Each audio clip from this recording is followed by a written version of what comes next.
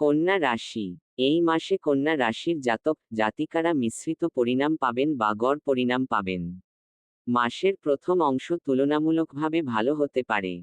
Career. এই সময় আপনাকে আপনার কর্মক্ষেত্রে রিস্ক নেওয়া থেকে বিরত থাকতে হবে।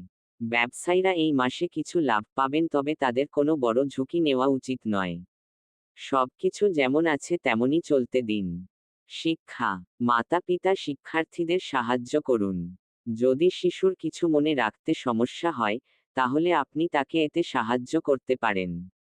পারিবারিক জীবন। কখনো কখনো পরিবারের কোনো সদস্যের ভুল কথা বলার কারণে বা পারস্পরিক ভুল বোঝাবুঝির কারণে কিছু সমস্যা দেখা দিতে পারে, তবে কোনো বড় সমস্যার সম্ভাবনা নেই।